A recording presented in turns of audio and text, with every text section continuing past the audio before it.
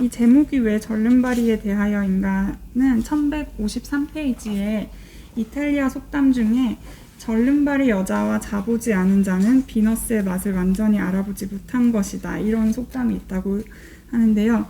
좀 야하긴 한데 재밌는 부분이라서 읽어보시면 좋을 것 같고요. 그 절름발이 여자가 그런 비뚤어진 동작 때문에 더 뭐 자극을 준다, 이런 얘기를 해서, 근데 실제로 그런지는 알 수 없고, 우리는 그런 속담이 있다는 것만으로도, 그리고 그런 절름발이라는 낱말이 옛날부터 있다는 것만으로도 몸이 온전하지 않은 여자와 잤을 때 더 많이 쾌감을 느낀다고 믿는다는 거죠. 그래서 우리의 이해력이나 사고력 이런 것이 얼마나 불완전하고 혼미한가에 대한 예시로 들었던 거고요. 그래서 사실 우리가 그렇게 정확하게 다 잘 알지는 않는다, 이런 얘기를 하고 있습니다.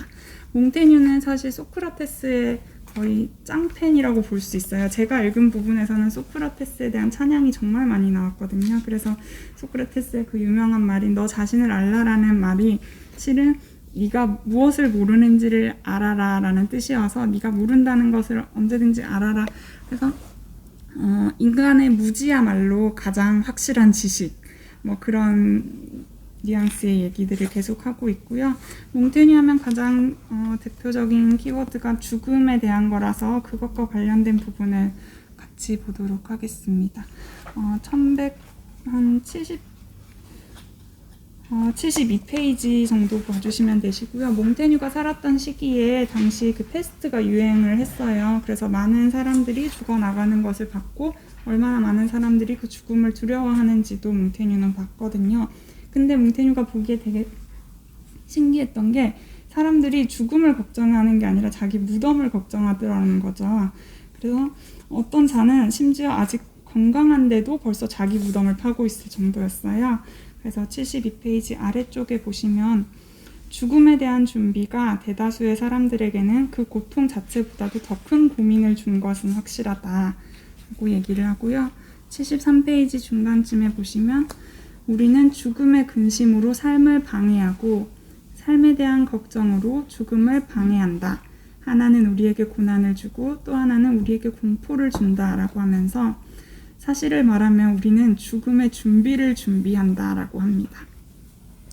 그러면서 아래쪽에 우리가 견실하고 안온하게 살아갈 줄 알았다면 우리는 같은 태도로 죽어갈 줄 알 것이다 라고 하면서, 사실 죽음을 그렇게 두려워하지 말라라는 식으로 얘기를 해주고 있어요. 굉장히 위로되는 얘기들이 많이 해주고 있는데, 73페이지 제일 아래쪽에 키케로의 말을 인용을 하면 모든 철학자들의 인생은 죽음에 관한 명상이다라는 유명한 말이 있는데, 제가 어디서 들었는데 문과와 이과의 가장 큰 차이는 이과는 어떻게 하면 잘 살 것인지를 고민하고 문과는 어떻게 하면 잘 죽을지를 고민을 한다고 하더라고요. 그래서 이게 이 철학자들이 죽음에 관해 명상한다라는 표현이 여기서 나온 게 아닌가 싶습니다.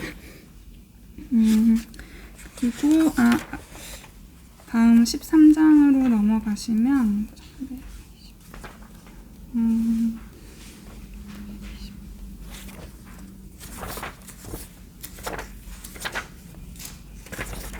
또 질병과 노화에 관한 얘기가 많이 나오는데요. 잠시만요.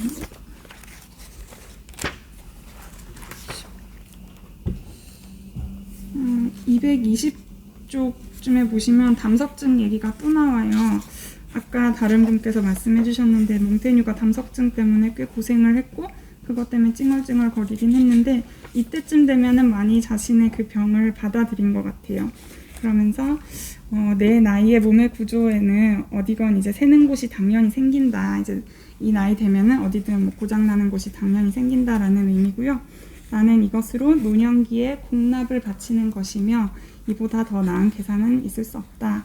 그러면서 오히려 담석증에 걸린 것에서 위안을 느끼고 차라리 행운이다라고까지 받아들이기 시작하는데, 그 이후로는 일단 담석증 자체는 흔한 병이었던 거죠. 그래서 조금 더 마음에 좀 안정이 됐고, 자기가 봤을 때 훌륭한 사람들이 이 병에 많이 걸렸다는 거예요.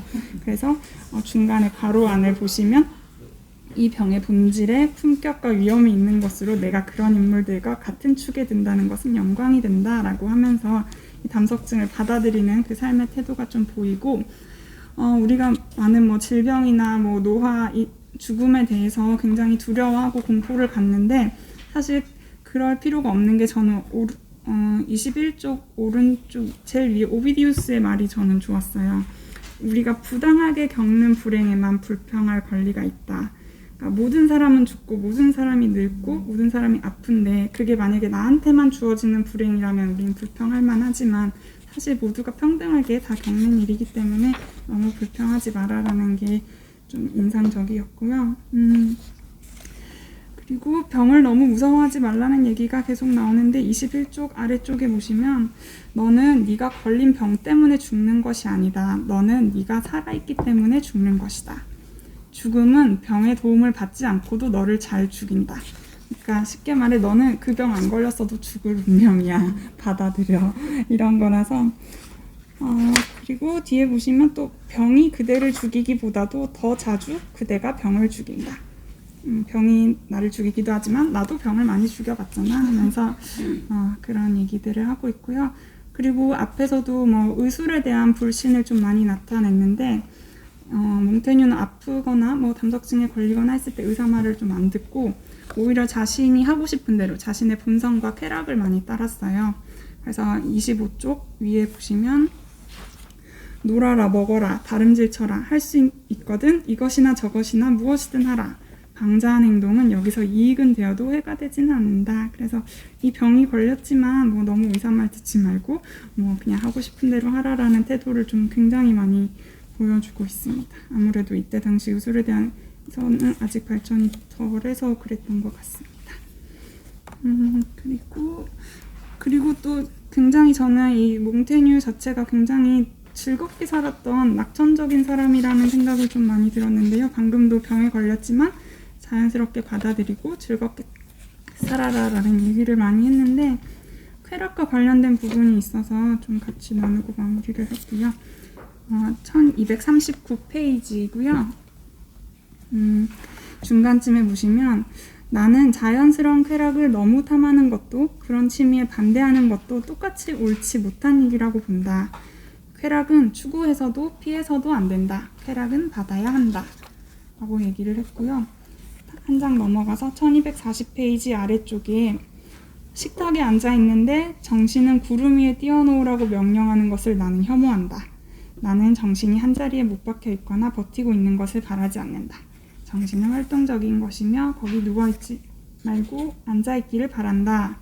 라고 하면서 쾌락은 자연스럽고 필연적인 거라서 그냥 받아들이라는 얘기를 하고 있습니다. 그러면서 아까 소크라테스를 굉장히 좋아했다고 했는데 소크라테스는 노령에 이르러서도 댄스와 악기 연주를 배우면서 시간을 유용하게 썼다고 합니다.